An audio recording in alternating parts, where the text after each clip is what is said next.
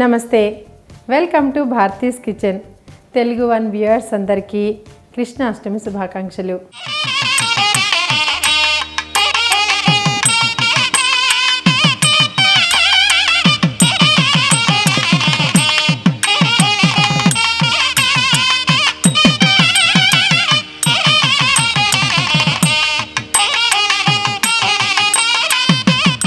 మనం ఈరోజు కృష్ణాష్టమి స్పెషల్గా వెన్న ఉండలు చేయబోతున్నాం మన కిచెన్లో.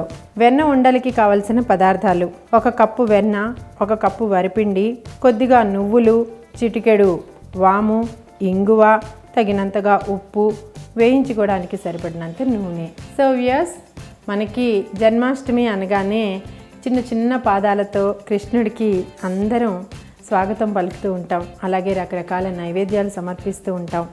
అందరికీ తెలిసిన విషయం, ఫ్యాక్ట్ ఏంటంటే కృష్ణుడికి వెన్న, పాలు, పెరుగు చాలా ఇష్టం అని మనకు తెలుసు. మరి అలాంటి ఫ్రెష్ వెన్న మన కిచెన్లో ఉంది కాబట్టి ఆ వెన్నను ఉపయోగించి మనం వెన్న ఉండలు చేద్దాం.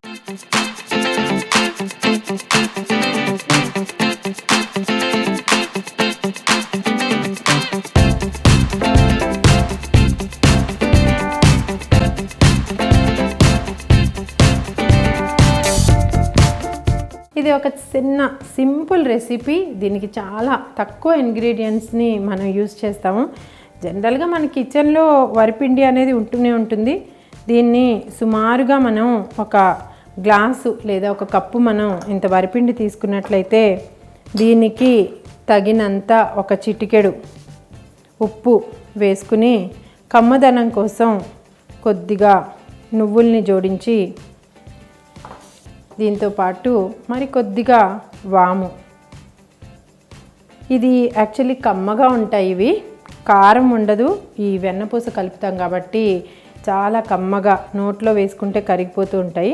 ఇందులో మరి కొద్దిగా ఇంగువ వేసి, యాక్చువల్లీ ఈ వరిపిండి ఏంటంటే మనం పొడిపిండి తీసుకున్నాం. చాలామంది ముందు రోజు బియ్యాన్ని నానబెట్టి పల్చటి బట్ట మీద ఆరబెట్టి పొడి కొట్టుకుని, లేదా తడి బియ్యాన్ని పొడిగొట్టి తడిపిండి అంటారు దాన్ని, ఆ బియ్య పిండిని యూస్ చేస్తారు. దాంట్లో కొంతమంది మినప్పప్పును కూడా వేయించి లేదా బియ్యం మిక్సీ పట్టినప్పుడు మినప్పప్పును కూడా పడతారు. దానివల్ల ఏమవుతుందంటే మనకి ఉండలు విడిపోకుండా మంచి బైండింగ్ తోటి వస్తాయని అలా ప్రిపేర్ చేస్తూ ఉంటారు. అయితే మనం క్విక్ రెసిపీలో మన కిచెన్లో ఇప్పుడు రెడీగా మనకి బియ్యం పిండి ఉంది కాబట్టి మనం పొడి బియ్యం పిండితోటే చేస్తున్నాము. అలాగే ఫ్రెష్గా ఇంట్లో తీసిన వెన్న మీ దగ్గర ఉన్నట్లయితే తప్పనిసరిగా అదే వెన్నని యూజ్ చేయండి. దానివల్ల రుచి చాలా బాగుంటుంది. అలా కాదు, మన దగ్గర అవైలబిలిటీ లేదనుకుంటే బటరు, తర్వాత వైట్ బటరు, ఒకవేళ సాల్టెడ్ బటర్ మీరు తీసుకున్నట్లయితే నేను జోడించిన చిటికెడు ఉప్పు కూడా మీకు అవసరం అవ్వదు. వైట్ బటర్ అయితే మాత్రం 1 చిటికెడు ఉప్పుని మీరు జోడించుకోండి. సో ఇప్పుడు తీసుకున్న వెన్నపూసని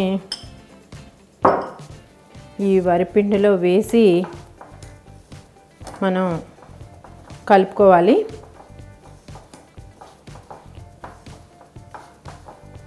సో ఈ విధంగా మనకి వెన్న ఏమవుతుందంటే మన చేతి వేడికి మనం కలుపుకునే విధానానికి కరుగుతూ ఈ పిండికి ఒక ముద్దలా తయారవడానికి హెల్ప్ చేస్తుంది. ఈ విధంగా ఫ్రెష్గా తీసుకున్న కమ్మని వెన్నతోటి వరిపిండిని కలుపుకుంటున్నాం.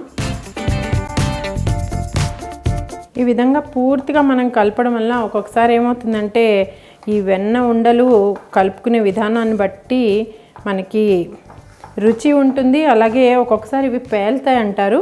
సో మనం కలుపుకునేటప్పుడే పూర్తిగా వరిపిండి తర్వాత ఈ వెన్న ఒకదానితో ఒకటి కలిసేలాగా ఉండ అయ్యే విధానంలో మనం కలుపుకోవాలి. సో ఈ మూమెంట్లో మనం కొద్దిగా నీటిని చిలకరించి దీన్ని ముద్ద చేసుకోవచ్చు. ఆల్మోస్ట్ మనకి వరిపిండి కాబట్టి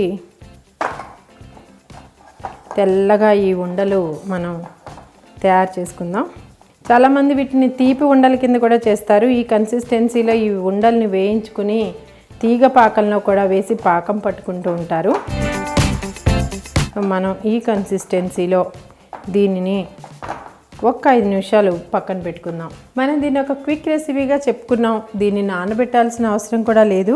కాకపోతే మనం పక్కన బాణల మీద నూనె పెట్టుకుని సిమ్లో దాన్ని రెడీగా ఉంచుకుని ఈ ఉండల్ని ప్రిపేర్ చేసుకోవాలి. సో ఇదేంటంటే మన కన్సిస్టెన్సీని బట్టి ఇది ఒక చపాతీ పిండి కన్సిస్టెన్సీలో ఉండాలి.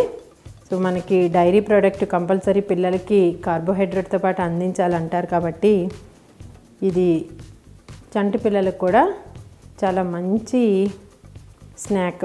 సో మన నూనె కాగేలోగా మొత్తం పిండిని ఉండలుగా చేసుకుందాం. చూస్తున్నారు కదా వ్యూయర్స్, ఈ విధంగా మనం చక్కగా వెన్న ఉండల్ని చేసుకుని మనకి నూనె కాగిపోయింది కాబట్టి ఒక్కొక్కటిగా నూనెలో వదిలేద్దాం. వీటిని సిమ్లో మనం దోరగా వేయించుకుంటే చాలా రుచిగా ఉంటాయి.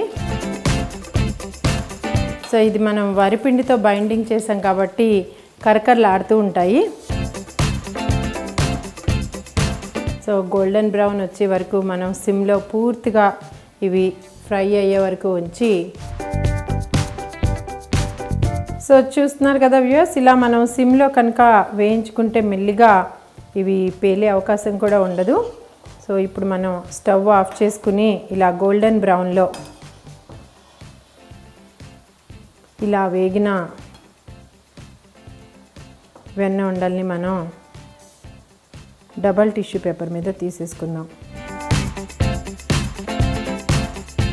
క్విక్ రెసిపీగా మన జన్మాష్టమికి నైవేద్యంగా మనం మన కిచెన్లో ఈరోజు వెన్న ఉండల్ని ప్రిపేర్ చేసాం. ఎంత ఈజీగా, ఎంత రుచికరంగా, ఎంత తొందరగా అయిపోయిందో చూసారు కదా వ్యూయర్స్. మరి నెక్స్ట్ ఎపిసోడ్లో మరో కొత్త వంటకంతో మళ్ళీ మీ ముందు ఉంటాను. అంతవరకు సెలవు, నమస్తే.